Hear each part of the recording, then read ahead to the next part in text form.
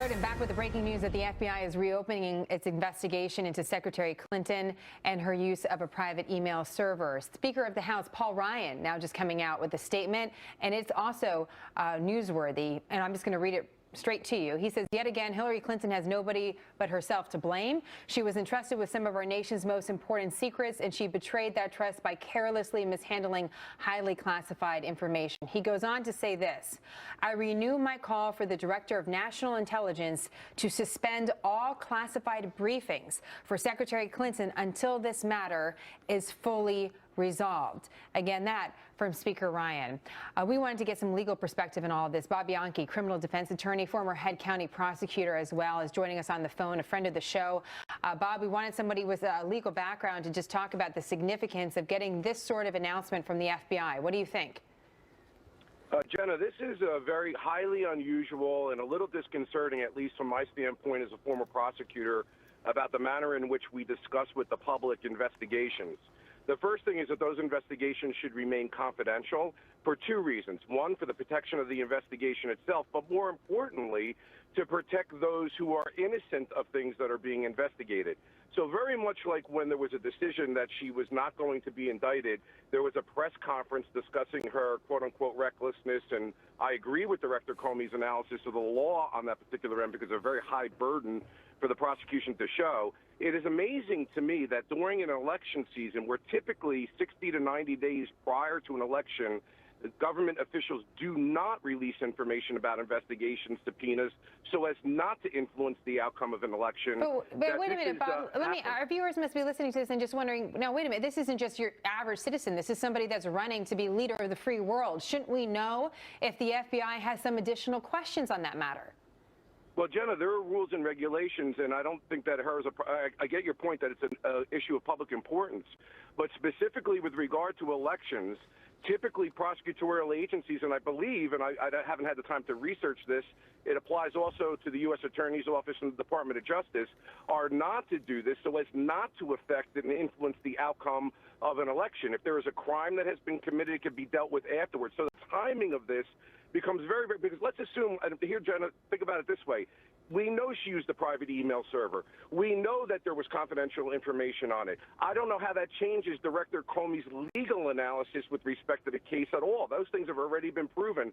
So I'm very suspicious of the timing of this, and I don't think it's fair to anybody, a public official or a private official. And I'm saying this is a prosecutor, not as a Democrat or a Republican. Your point's well taken, Bob, because if any of us were up for a job, and suddenly it was announced that we were being investigated for something, and then it was found that we were completely innocent of that, and we didn't get that job, we'd all be upset. So your analogy is, I mean, it definitely is not lost on us that there's the significance of that, the announcement from the FBI, as well as questions as to what exactly was the catalyst that for not only this letter, but for the FBI to make this announcement on this day ahead of voting day. So, Bob, we appreciate that. You made our conversation that much richer. We have a lot more questions and answers right now. And, of course, we'll have Bob back on when we continue to look through the legality of all this. By the way, awaiting Donald Trump in New Hampshire, John. That'll be interesting. We expect him moments from now. We understand he is going to make political hay out of these revelations. Prosecutor friend of mine just wrote me and said the FBI doesn't investigate maybe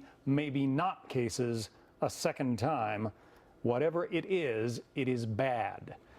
Joining us now, Brad Gerstmann. He is a Democratic strategist and founding partner of Gotham Government Relations. Also with us, Mark Larson, a conservative radio talk show host in Southern California.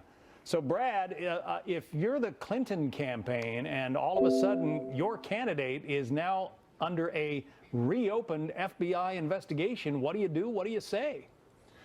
Well, listen, if you have to get out there and you have to talk about the fact that, the FBI has already rendered a decision in this case, and that if new facts come, that you're welcoming an open and fair investigation. But truth be known, I mean, this is politics. You know that whatever the new facts, because again, as your prior guest mentioned, the law doesn't change, but the facts may change. And apparently the FBI have new facts. Now, those facts could lead you into a million directions. But I'm sure the Hillary campaign, her lawyers, have a sense of what those new facts are that the FBI has, and what they're looking into. And it could very well be that somebody's going to become a scapegoat in this, in the Hillary organization, All right, not Mark. necessarily Hillary herself. Mark, go ahead. Well, here's the thing. It's not, you can call it politics all you like, and you can say they need to get out and address it. They haven't gotten out and addressed this so far with the avalanche of WikiLeaks, other than to say that, well, maybe it's the Russians or something else. This is Mark, a big, I'm sorry to big interrupt you, problem. but Donald Trump is speaking. We're going to listen in. All right.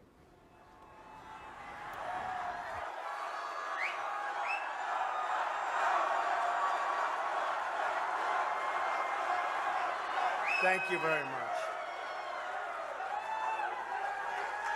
We love New Hampshire, I can tell you that. I need to open with a very critical breaking news announcement.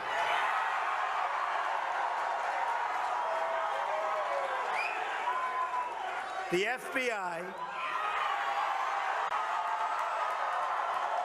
has just sent a letter to Congress informing them that they have discovered new emails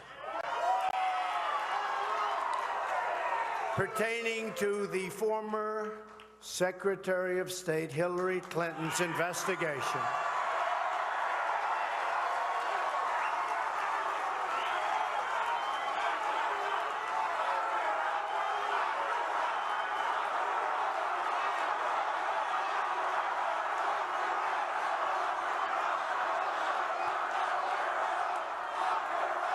and they are reopening the case into her criminal and illegal conduct that threatens the security of the United States of America.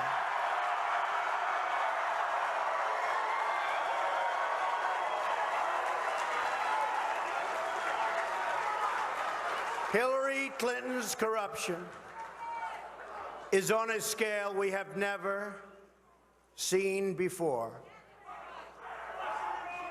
We must not let her take her criminal scheme into the Oval Office.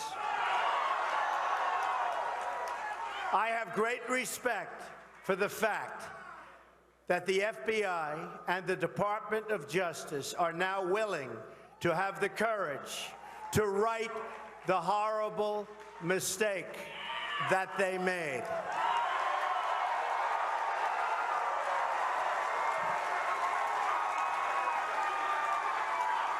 This was a grave miscarriage of justice that the American people fully understood. And it is everybody's hope that it is about to be corrected.